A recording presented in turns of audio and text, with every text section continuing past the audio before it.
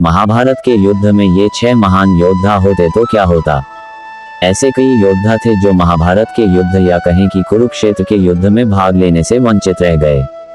ये भी कह सकते हैं कि श्री कृष्ण की नीति के चलते ही ऐसा हुआ।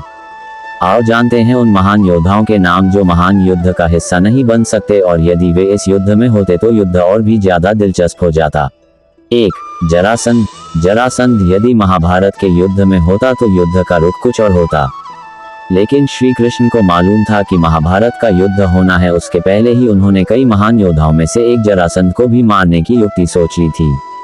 उन्होंने भीम के हाथों पहले ही अपने सबसे शक्तिशाली शत्रु को निपटा दिया था। जरासंध को मारने बहुत ही मुश्किल था। 2. शिशुपाल। जरासंध का खास और श्री कृष्ण की बुआ का लड़का शिशुपाल भी बहुत ही शक्तिशाली था। श्री कृष्ण ने प्रण किया था कि मैं शिशुपाल के 100 अपमान क्षमा करूंगा, अर्थात उसे सुधरने के 100 मौके दूंगा। शिशुपाल रुक्मणी से विवाह करना चाहता था। रुक्मणी के भाई रुक्म का वह परम मित्र था। रुक्म अपनी बहन का विवाह शिशुपाल से करना चाहता था और रुक्मणी के माता पिता रुक्मणी का विवाह श्री कृष्ण के साथ करना चाहते थे, लेकिन रुक्म ने शिशुपाल के साथ रिश्ता तय कर विवाह की तैयारियां शुरू कर दी थी। कृष्ण रुक्मणी का हरण कर ले आए थे। तभी से शिशुपाल कृष्ण का शत्रु बन बैठा।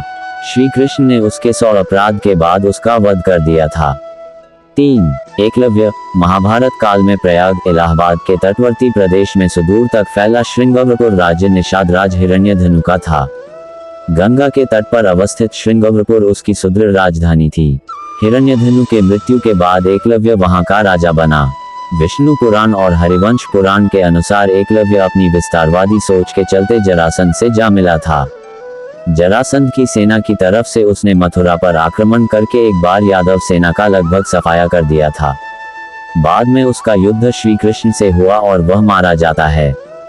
4. बलराम। भगवान कृष्ण के बड़े भाई बलराम ने श्री कृष्ण को कई बार समझाया कि हमें युद्ध में शामिल नहीं होना चाहिए, क्योंकि दुर्योधन और अर्जुन दोनों ही हमारे मित्र हैं। ऐसे धर्म संकट के समय दोनों का ही पक्ष न लेना उचित होगा। बलराम जी शिविर में जाकर दुर्योधन से कहते हैं कि अब जिस तरफ कृष्ण हो उसके विपक्ष में कैसे जाऊं। भीम और दुर्योधन दोनों ने ही मुझसे गदा सीखी है। दोनों ही मेरे शिष्य हैं। दोनों पर मेरा एक जैसा स्नेह है। इन दोनों कुरुवंशियों को आपस में लड़ते देखकर मुझे अच्छा नहीं लगता, अतः मैं तीर्थ यात्रा पर जा रहा हूँ। 5.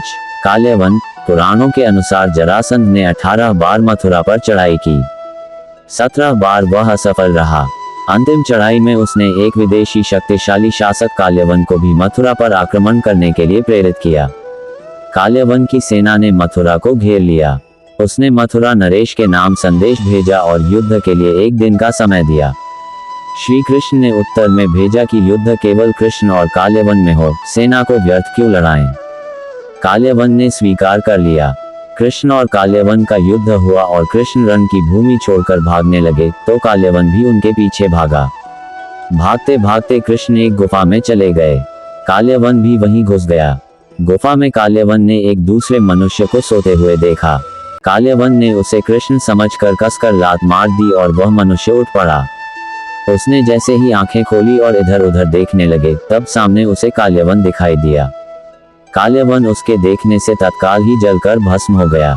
काल्यवन को जो पुरुष गुफा में सोए मिले वे इक्ष्वाकु वंशी महाराजा मांधाता के पुत्र राजा मुचुकुंद थे, जो तपस्वी और प्रतापी थे। 6. बर्बरीक। बर्बरीक दुनिया का सर्वश्रेष्ठ धनुर्धर थे। बर्बरीक के लिए 3 बाण ही काफी थे, जिसके बल पर वे कौरवों और पांडवों की पूरी सेना को समाप्त कर सकते थे।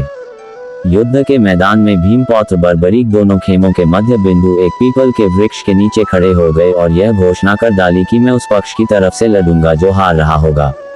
बर्बरीक की इस घोषणा से कृष्ण चिंतित हो गए।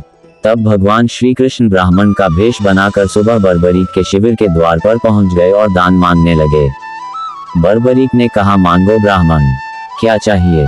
ब्राह्मण रूपी कृष्ण ने कहा कि तुम दे न सकोगे, लेकिन बर्बरीक कृष्ण के जाल में फंस गए और कृष्ण ने उससे उसका शीश मांग लिया। बर्बरीक द्वारा अपने पितामह पांडवों की विजय हेतु स्वेच्छा के साथ शीश दान कर दिया गया। बर्बरीक के इस बलिदान को देखकर दान के पश्चात श्री कृष्ण ने बर्बरीक को कलियुग में स्वयं के नाम से पूजित होने का वर दिया। आज बर्बरीक को खाटू श्याम के नाम से पूजा जाता है। जहां कृष्ण ने उसका शीश रखा था उस स्थान का नाम खाटू है। इनके अलावा पौंड्रक, नरकासुर जैसे कई और भी योद्धा थे जिन्होंने युद्ध में भाग नहीं लिया था, अन्यथा युद्ध का चित्र कुछ और ही होता। मेरी यह जानकारी आपको अच्छी लगी हो तो मेरे चैनल को सब्सक्राइब करें, वीडियो को लाइक करें और कमेंट करें। धन्यवाद। राधे राधे।